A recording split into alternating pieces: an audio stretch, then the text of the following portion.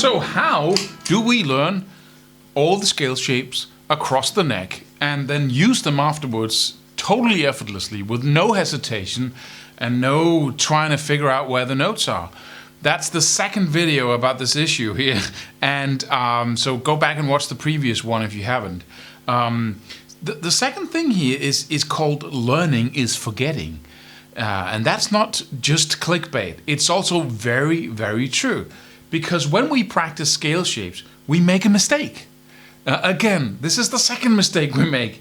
And it's huge. And it really is about how we actually retain information. If you know how to retain information and what actually happens when you do, then you can just work the brain like a computer. You know how to program it, and you can do it so much faster. And I'm talking like, a tenth of the time if you do it in the right way. So this is really important. Before I go on, go check out the program Fretboard Freedom just below here. There's a link, and that program is only about this issue here and about a killer insight I had in my car at one point. But so what is learning? Well, learning is forgetting, but let me explain. You got a short-term memory and you got a long-term memory, right? You can load something into your short-term memory. I can teach you how to play a chord that you haven't seen before, right? You have to place your fingers like this, and then you say, okay, where, how? And then you go, okay, that's cool. And then you learn the chord. But then I come back to you, the day after, and you can't remember the chord anymore. Why? Because it was loaded into your short-term memory. And you could even, as I was teaching it to you, you could play it, and then you could play it again and again because it's in your short-term memory. This is the equivalent of RAM in a computer. It's the short-term memory. It's like at one point it was 1 megabyte in the old Amiga console. It was just 1 megabyte, and it only had short-term memory. It only had RAM. It didn't have any hard drive. And the hard drive is the long-term memory. But the brain, I was just teaching you a chord and you forgot the next day. Why? Because the brain said, okay, you learned it for the moment. That's pretty cool. But there's no reason for it to store it for all eternity. Why would there be? There's only one reason that the brain accepts as the reason for how and why to store it on your long-term hard drive, and that is repetitions. Because it takes up energy to learn that chord, right? You have to look at my fingers and you have to, right? And you can even feel it in your brain and your body as you try to learn it, or you read the tabs or the charts. You have to focus, right? You can't do all kinds of other things as you do it. You have to focus on it, and it's exhaustive if you keep doing that, because it takes up energy. If you were looking at a laptop doing that over and over again, it would be going because the cooler of the hard drive would be going, try to keep the temperature down. So it's energy resource demanding as you learn. And if you go through that process again the second day, the brain is going to say, okay, we're using up resources here. And then the third day and the fourth day, you forget it, and then you learn it again. You forget it, it goes into your short-term memory by learning it, then you forget it, it's out of your short-term memory. Back and forth, back and forth. Every time that happens, the brain and the body has to use resources, and there's nothing, literally, that the brain is more concerned with than how many resources it's using, because that's survival. 0 resources, 0 energy in the body means death. So it's always distributing energy in just the right amount, not too much, to every single process in the body and also to learning. So when you've been doing this enough, then the body's and the brain is going to say at some point, okay, this is too energy demanding. We have to put this in the long-term memory, because obviously this is something he or she does all the time. So to save resources, instead of just kicking it out again, it's going to say, okay, we've used up this amount of resources, relearning it every day. Now let's put it in the short-term memory, or the long-term memory, sorry. Let's put it on the hard drive. And that takes up a couple of, that takes up resources too. That's why it's hesitant to do it. It hesitates. You can't just learn something and then expect it to be put on the hard drive, because that takes up resources. It has to work to grind the pattern in there on the hard drive in your brain. But after you learning and forgetting and using up a lot of resources, the whole equation suddenly makes sense, and it says, okay, let's put it there. Once it's on your hard drive, your long-term memory, please follow me here, you'll never forget it again. It's like riding a bike. It's in there and it's instant. If you're looking at some charts or some tabs, it takes you time to load that into your short-term memory because it goes through your perception and your analytical mind and then into your short-term memory as, okay, I got it now, right? When you're loading it from your hard drive into your short-term memory, it's instant. It's a pattern, right?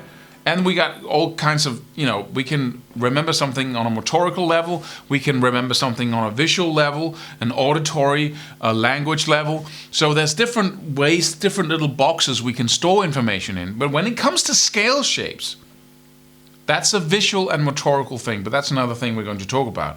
But what does this mean when you're practicing? Well, it means that when I was practicing scale shapes, I used to take a scale shape and then I practiced it for hours, right? I loaded it into my short-term memory and then I just circulated it in there, for hours. Or perhaps, I took a couple of scale shapes and then I went back and forth between them. But I could do that for a week because I have to have focus, right? I have to focus my energies on something limited and then master it to the point of mastery. And then I can move on. So I just practice at the same point, which brought me almost nowhere. Because what I needed to, that's not going to convince the long-term memory. You have to forget it again, right? You have to go into the short-term memory, forget it, load it again. Forget, that's what learning really is, right? We're not just practicing, we're learning and forgetting, until the brain is convinced to put it in the long-term memory. Please remember this with everything you do. So what I really should have done was to look at the charts, practice the scale shape, right? And then forget it again. How do we forget it? Well, you can forget faster than just drinking a cup of coffee, going to sleep, and waking up the next morning. It takes time to forget like that. You can scramble your mind. How do you do that? You learn another thing that looks a little bit like the first thing, right? You can take the first scale shape of the pentatonics. Once that is in your short-term memory and you can basically remember it, then move on to something else. Look at the charts, learn the second pattern. So you can play it up and down without looking at the charts, which means now you have loaded it into your short-term memory. Right? And you practice it, you play up and down. As soon as you can do it effortlessly, it means it's all in there, in the short-term memory. Go back to number one again. Now you scramble the memory of the number one scale shape. And if you haven't, then just add another scale shape. Go to number 3 of the pentatonic scale, right? Once you've been reading the charts and you've been loading that into your short-term memory, try going back to 1 now. And now you perhaps will feel, depending on how much you've been practicing it. If you've been practicing it forever, it might be stuck in there in your long-term memory already. But that's what we do. We take everything we want to learn, like chords, scale shapes, whatever it is, especially things that are visual on the fretboard. You learn one thing as soon as you know it, and you can use it in the moment.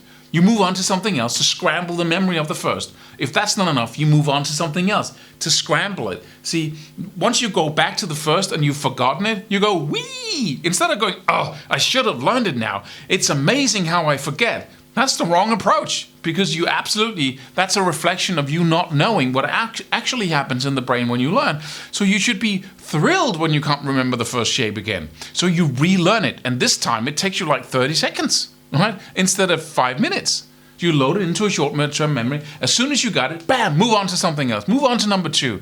Move on to number 3. Then 4, if that's what it takes to forget it, right? And then you go back to number 2 instead. Once it seems like, I can remember number 1 all the time, right?